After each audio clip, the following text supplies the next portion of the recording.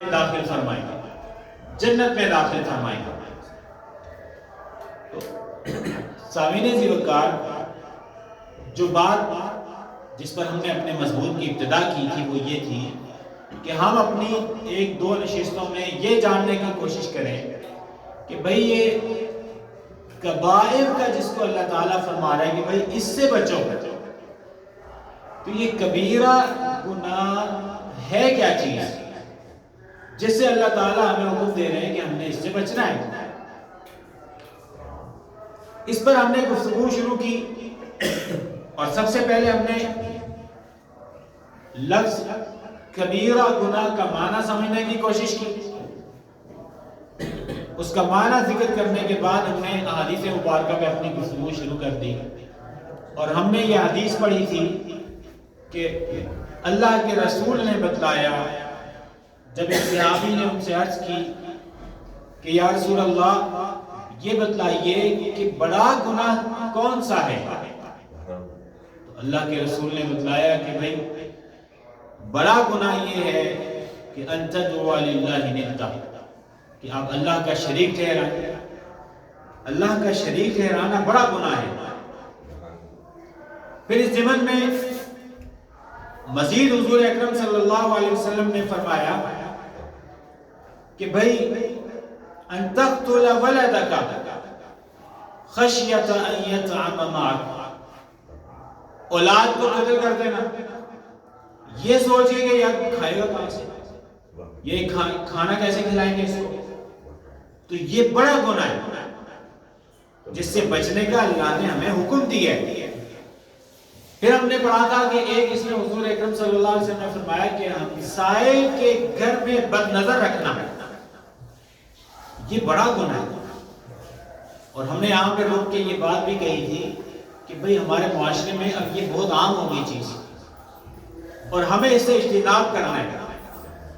دیکھیے ہمسائیگی کا حق تب ادا ہوتا ہے، اس کا تقاضا تب پورا ہوتا ہے جب آپ ہمسائے کے حقوق کی حفاظت کریں۔ آپ کا ہمسایہ آپ کی زبان سے، آپ کے ہاتھ سے وہ امان محسوس کرے، جبکہ ہمارے ہاں اس کے برعکس ہے۔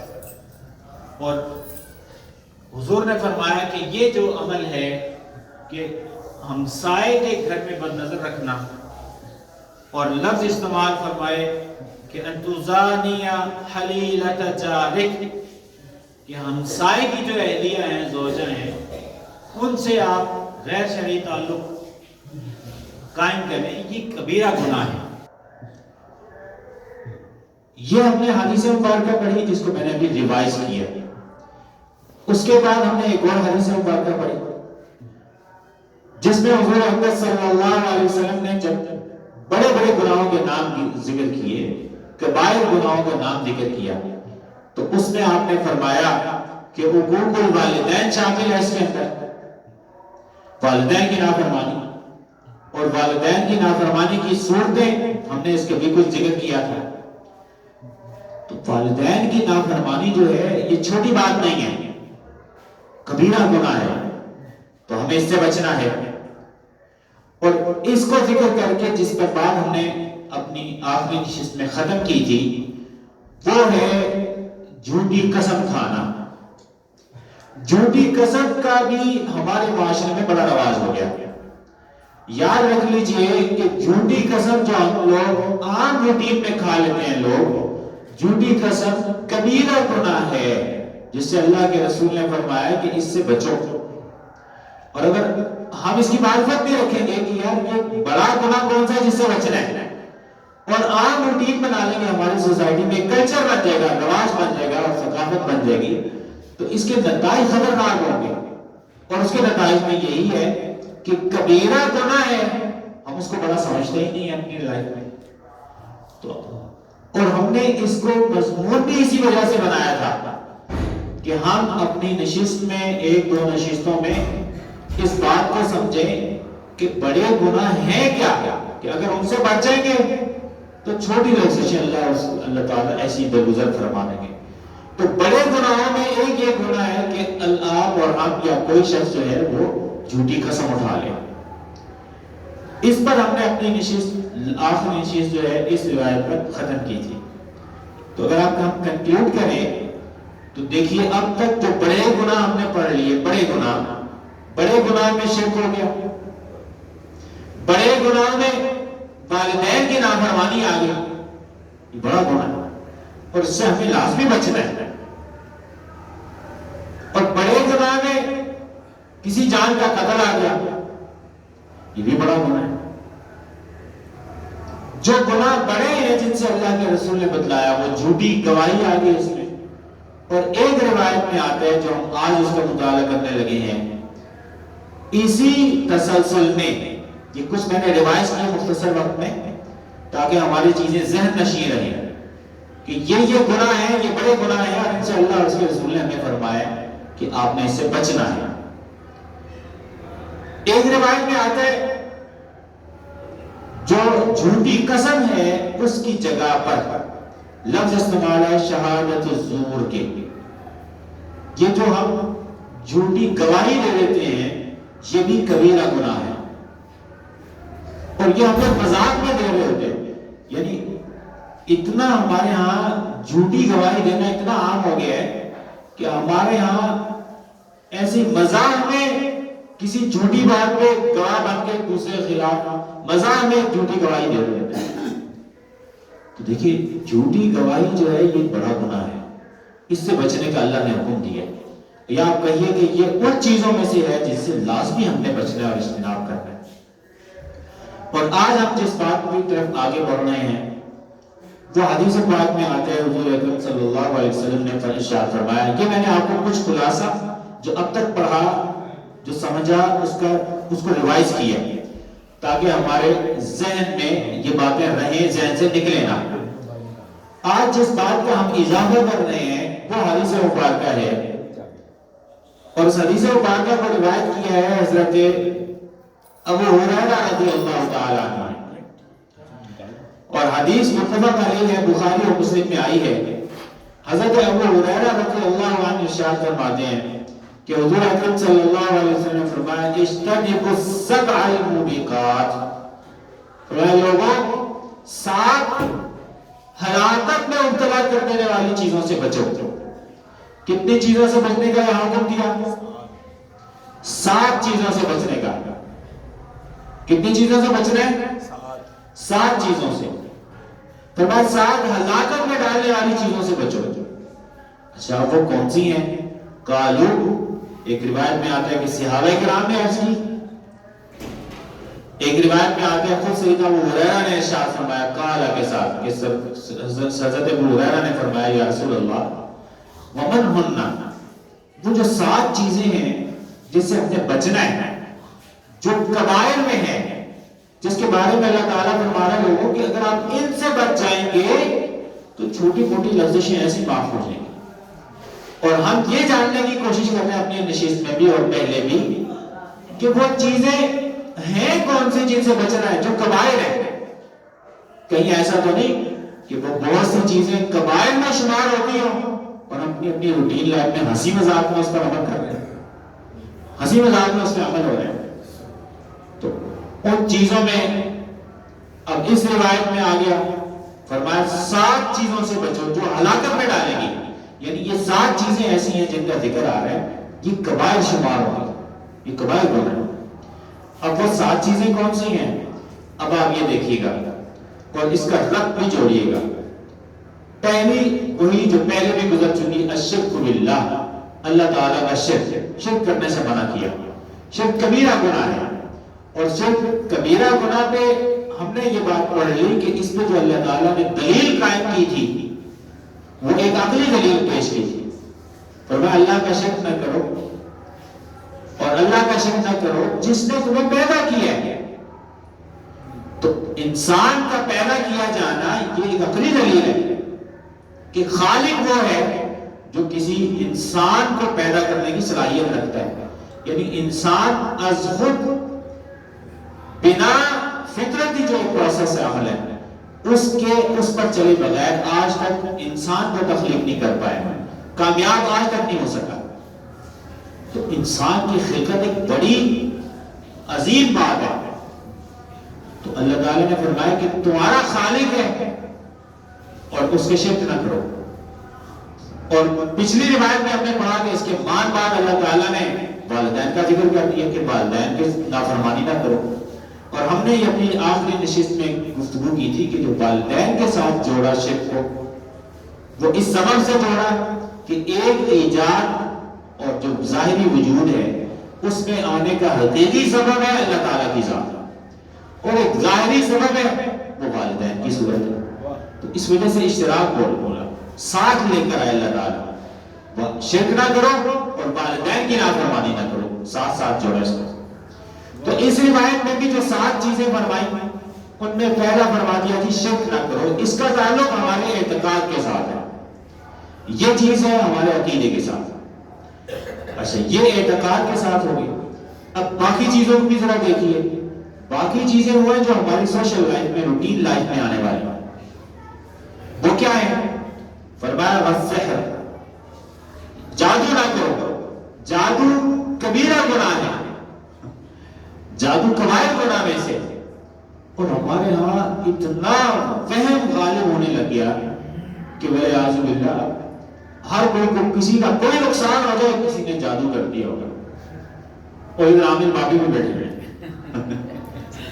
عامل بابے بیٹھے ہوئے. کوئی مسئلہ ہے، کوئی بندش ظاہری آ گئی ہے، کوئی آپ کا کام نہیں ہو رہا، فوراً ذہن میں یہ جادو ہو گیا.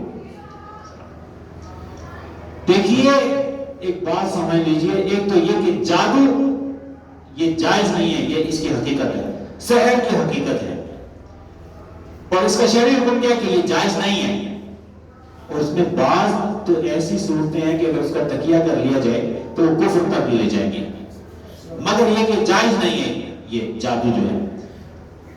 اچھا، یہ ایک ایسپیکٹ ہو گیا. دوسرا، ہمیشہ اپنے ذہنوں میں رکھیں، دیکھیے جنات اتنے فارغ نہیں ہے کہ وہ آتے جاتے ہر بندے کو چھیڑنا شروع کر دیں.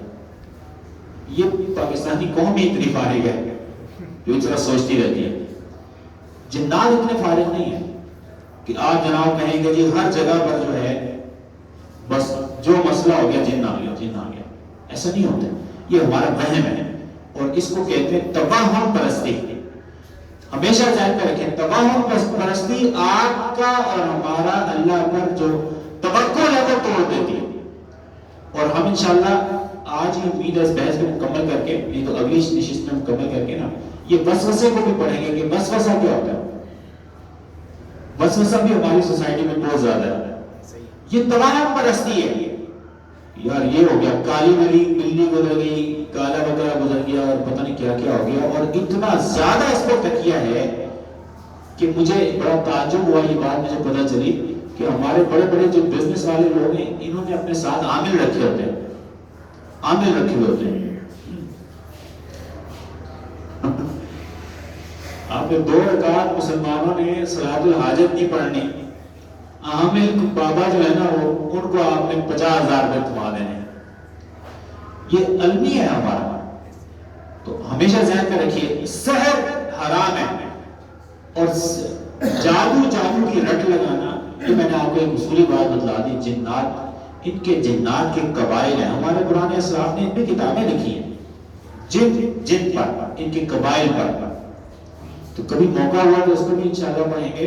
ان کے قبائل ہیں. یہ ہر ذہن پر رکھیں، چلتے پھرتے مسلمانوں کی عام آبادی میں ان کو ضرورت نہیں ہے بسنے کی، نہ ایسے یہ بستے ہیں. توہم پرستی زیادہ، یہ تھوڑا نفسیاتی مسائل زیادہ ہیں اس میں. بات سنو. پھر فرمایا وقتل النفس التي حرم اللہ. اب یہ دیکھیے قتل نفس کا ذکر بار بار آ رہا ہے. جان کو مارنا، جان کو مارنے کی اللہ اجازت نہیں دیتا. اور اس بات کو سمجھیں، یہ اتنا عام ہوتا جا رہا ہے ہمارے یہاں. یہ ہونے لگ گیا کہ حاکم وقت جو ہے اگر ظالم اور جابر ہے تو اب ایک سوچ ہے ہمارے یہاں کہ حاکم وقت اگر ظالم اور جابر ہے تو جا کے اسے گولی مار دو.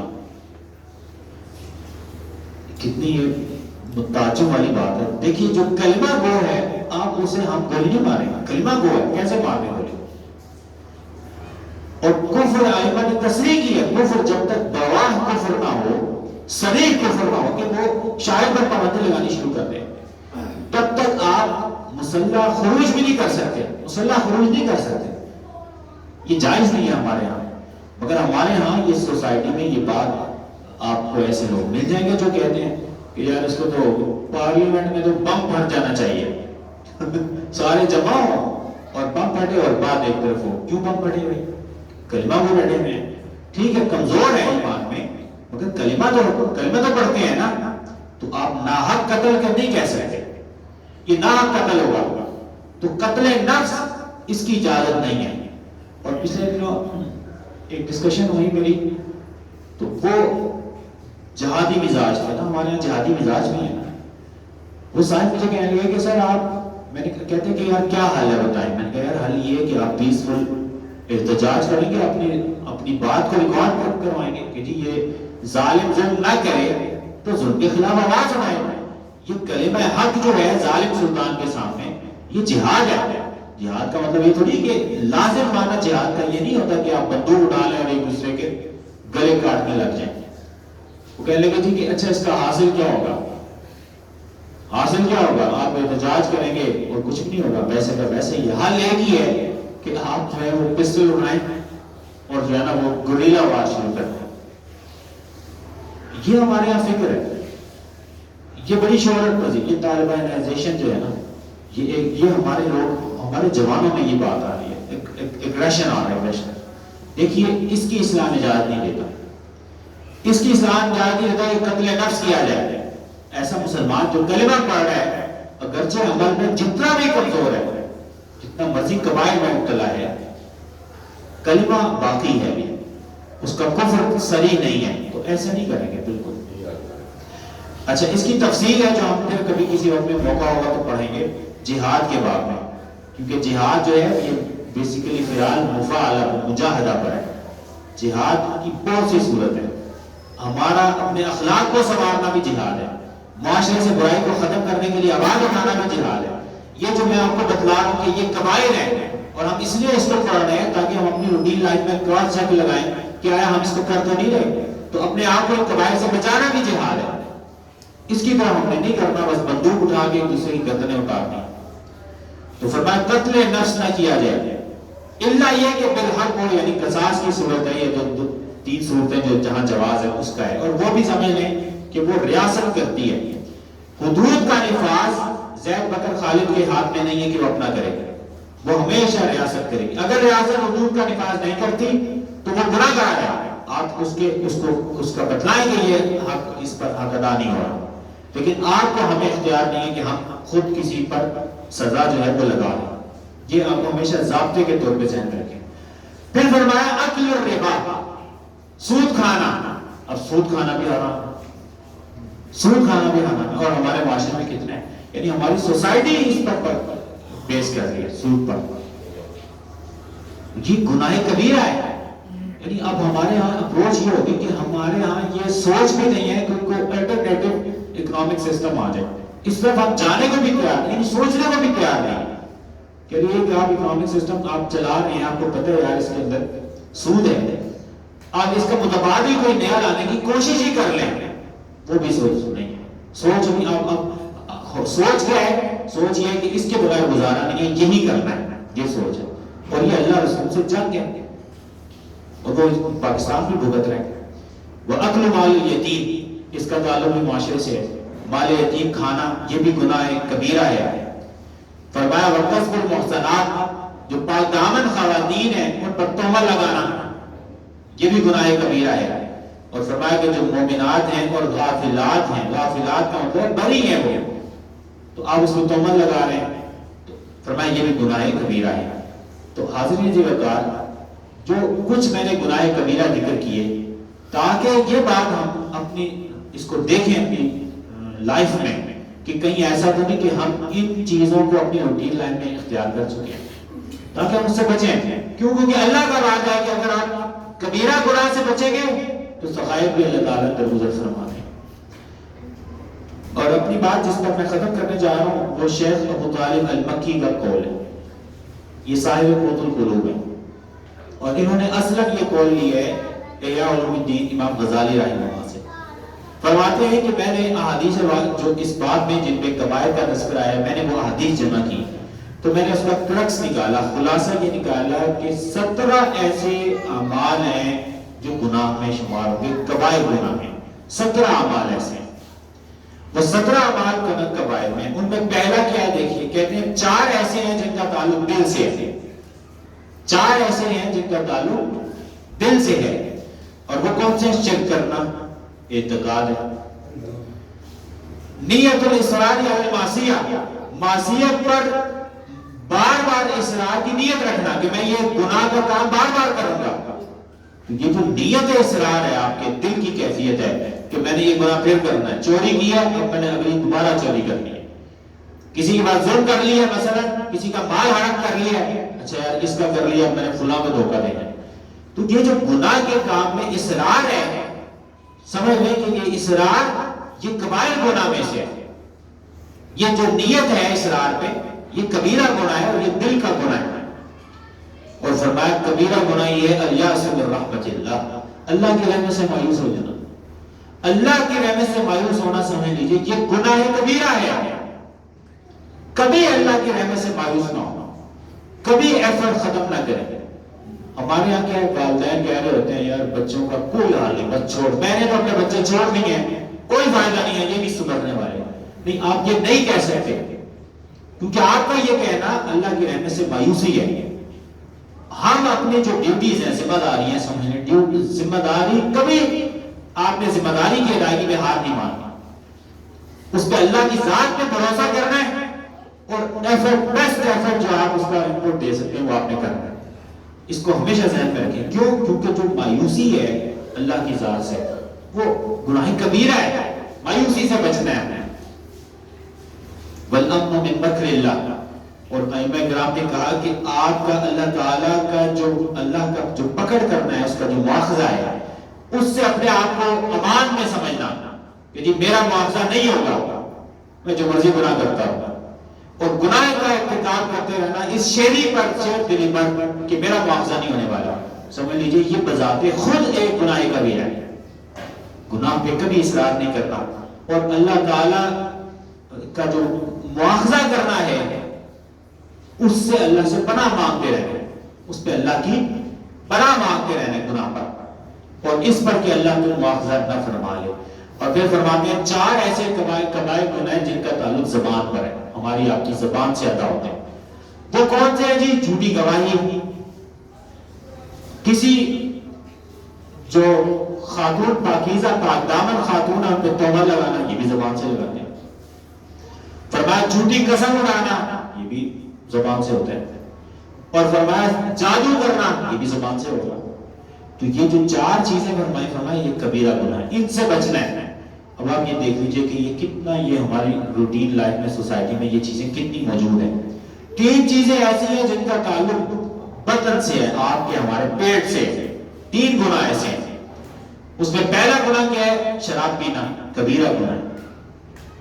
شراب کبیرہ گناہ ہے اور ہمارے معاشرے میں عام ہو رہی ہے، سیل ہوتی ہے آرام سے، اور ایسے ہمارے جو ہے نا وہ بنے ہوئے ہیں جہاں پہ یہ شراب اویلیبل ہے۔ دیکھیے یہ کبیرہ گناہ ہے، اس سے بچنا ہے۔ مال یتیم کھانا کبیرہ گناہ ہے، سود کھانا کبیرہ گناہ ہے۔ فرمایا 2 ایسے ہیں جن کا تعلق انسان کے شرمگاہ سے ہے، 2 چیزیں، اس میں زنا ہے، اور اس کا ذکر آپ کو میں نے پچھلی نشست میں بھی کر دیا تھا، اس میں لواط ہے، اور یہ جو ہمارے ہاں باہر کے ممالک میں تو ہو گیا، یہ جو گے سوسائٹیز ہیں، یونی سیکسول سوسائٹیز بن رہی ہیں، تو یہ قیامت کی علامات میں سے ہیں کہ مسلمانوں میں بھی یہ کام شروع ہو جائے گا، یہ قیامت کی علامات میں سے ہیں۔ اور مغربی دنیا میں تو یہ قانون بنا ہوا ہے، وہاں تو اب اس پہ objection بھی نہیں رکھ سکتی۔ لا محالہ جو بندہ عقل کے پیچھے چلے گا تو عقل ایسے ہی غیر عقلی کام، غیر معقول کام کروائے گی۔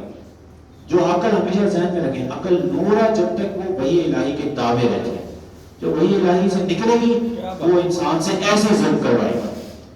اب یہ غیر فطری تعلق ہے، یہ جو تعلق ہے جو ہمارے یونی سیکسول سوسائٹیز بنا رہے ہیں یہ لوگ، یہ غیر فطری تعلق، عقل نہیں مانتی اس کو، مگر یہ لوگ کر رہے ہیں۔ 2 ایسے ہیں جن کا تعلق دل سے ہے، 3 ایسے ہیں جن کا تعلق زبان سے ہے، اور 4 ایسے ہیں جن کا تعلق کبیرہ گناہ ہے۔ 3 ایسے ہیں جن کا تعلق دل سے ہے، 4 ایسے ہیں جن کا تعلق زبان سے ہے، اور 4 ایسے ہیں جن کا تعلق اور فرمایا دو گناہ ایسے ہیں جن کا تعلق ہاتھ سے ہے، کبیرہ گناہ ہے، اس میں قتل کرنا ہے، اس میں چوری ہے، چوری جو ہے یہ کبیرہ گناہ ہے، اس سے بچنا ہے۔ اور فرمایا ایک ایسا گناہ ہے جس کا تعلق ہمارے پیر سے ہے، اور وہ کیا ہے؟ وہ ہے الفرار من الکفار یوم الزحف، جنگ ہو رہی ہو تو جنگ میں پیٹھ موڑ لینا، یہ بڑا گناہ ہے، یہ بڑا گناہ ہے، اس طرح نہیں کرنا چاہیے۔ اور فرمایا کہ ایک تعلق جو ہے، ایک گناہ ایسا ہے جس کا سارے جسم سے تعلق ہے، اور وہ والدین کی نافرمانی، یہ بہت بڑا گناہ ہے، والدین کی نافرمانی۔ تو یہ کل ملا کے آپ نے ابو طالب مکی جو ہیں، انہوں نے رحمہ اللہ نے کل 17 گناہ ذکر کیے۔ فرمایا یہ جو 17 گناہ ہیں یہ کبیرہ ہیں، ان سے بچیں۔ اور اللہ تعالیٰ فرما رہے ہیں کہ ان گناہوں سے بچیں گے تو پھر چھوٹی چھوٹی لفظیں اللہ تعالیٰ ایسی درگزر فرما رہے ہیں۔ اور ہم اپنی بات کو اس پر ختم کرتے ہیں، انشاءاللہ اگلی نشست ہم اس پر آخری کریں گے، اس میں ایک مسئلہ ہے وہ ہم اس کو سیکھیں گے، اور اس کے بعد پھر وسوسہ پڑھیں گے۔ وسوسہ کیا ہوتا ہے؟ ہماری سوسائٹی میں وسوسے بھی بہت آتے ہیں، اور میں اپنی گفتگو کا خلاصہ پیش کرتا ہوں۔ ہم نے اب تک یہ پڑھا کہ دیکھیے اللہ تعالیٰ قرآن مجید میں ارشاد فرما رہے ہیں ان تجتنبوا کبائر ما تنہون، بڑے بڑے گناہوں سے جن سے اللہ نے منع کیا، فرمایا اگر ان سے بچ جاؤ گے تو کیا ہوگا؟ الٹیمیٹلی جو چھوٹی لغزشیں ہیں ہو جاتی ہیں، اللہ تعالیٰ ان سے بھی معاف فرما دیں گے۔ ہم نے گفتگو یہاں سے شروع کی کہ اس کی معرفت ہمیں ہونی چاہیے کہ وہ کبیرہ گناہ ہیں کیا جن سے اللہ تعالیٰ ہمیں کہہ رہے ہیں کہ بچیے۔ اس کی گفتگو میں ہم نے ذکر کیا، اور کل 17 یہاں پر ہم نے ذکر کر دیے، تاہم یہ کہ راجع قول یہ ہے کہ اس کی حد نہیں ہے، اور یہ میں نے آپ کو بات بتلا دی کہ لگ بھگ 700 تک کا عدد بھی اس پہ میں نے ذکر کیا ہے۔ اور اب میں دہراتا ہوں کہ اس میں شرک بالوالدین اور شرک باللہ ہے، اللہ کا شرک، والدین کی نافرمانی، یہ کبیرہ گناہ ہے۔ کسی بھی جان کو قتل کر دینا، دیکھیے جو کلمہ گو ہے اس کو قتل نہیں کر سکتے آپ، اور جہاں قتل کا جواز ہے قصاص کی صورت میں جواز ہے، جہاں ایسی صورتیں نکلتی ہیں وہاں پر بھی عام ضابطہ سمجھیے کہ وہ ریاست اس کی امپلیمنٹ کرتی ہے۔ اچھا، جھوٹی قسم اٹھانا یہ کبیرہ گناہ ہے، جھوٹی قسم نہ اٹھائیں۔ اچھا، جھوٹی گواہی دینا، یہ ہم عام مزاح میں جھوٹی گواہی دیتے ہوتے ہیں، جھوٹی گواہی سے بچیے، کبیرہ گناہ ہے۔ یہاں وہ آج جو ہم نے روایت پڑھی اس میں حضور نے فرمایا کہ جادو کبیرہ گناہ ہے، جادو سے بچیے۔ فرمایا سود کھانا کبیرہ گناہ ہے، اور فرمایا مال یتیم کھانا کبیرہ گناہ ہے، اور تہمت لگانا، کسی پاک دامن پر تہمت لگا دینا، فرمایا یہ بھی کبیرہ گناہ ہے۔ اور ہم نے امام ابو طالب المکی پر جو قول پہ، ان کے قول پہ جو اختتام کیا، انہوں نے فرمایا کہ 17 قسم کی احادیث میں 17 قسم کے لفظ آتے ہیں، ان میں کبیرہ گناہ کیا ہے؟ دل کا گناہ جس میں شرک ہے، اصرار معصیت پر اصرار کرنا، بار بار گناہ کرتے رہنا، بار بار کرنا، آپ نے ایک دفعہ غلطی کر دی اب رک جائیں، روکیں اپنے آپ کو، مگر یہ کہ اس پر اصرار کرنا یہ کبیرہ ہے۔ اللہ کی رحمت سے مایوس ہو جانا، اللہ کے مواخذے سے اپنے آپ کو امان میں سمجھنا، گناہ پر جرأت کرتے ہوئے کہ میں قتل کروں گا میرا کوئی مواخذہ نہیں ہوگا، نہیں، ایسا نہیں ہے، گناہ نہیں کرنا ہے کیونکہ اس میں مواخذہ ہوگا، الا یہ کہ اللہ کی رحمت ہو جائے۔ جھوٹی گواہی دینا، اور یہ 17 جو ہیں اور آج میں نے ابھی آپ کے سامنے ذکر کیے، یہ ذکر کر کے ہم اپنی بات یہاں پر ختم کرتے ہیں، اس دعا کے ساتھ کہ اللہ کے حضور دعا ہے کہ اللہ تعالیٰ ہمیں کبائر گناہ سے محفوظ رکھے، اللہ تعالیٰ ہمیں بڑے گناہوں سے بچائے، تاکہ یہ کہ چھوٹی چھوٹی لفظیں اللہ تعالیٰ ان سے درگزر فرما دیتے ہیں۔ اللہ کی بارگاہ میں اس دعا کے ساتھ ختم کرتے ہیں کہ آج جو کہا اس کو سمجھنے اور اس پہ عمل پیرا ہونے کی توفیق نصیب فرمائے۔ وما علیہ الا البلاغ۔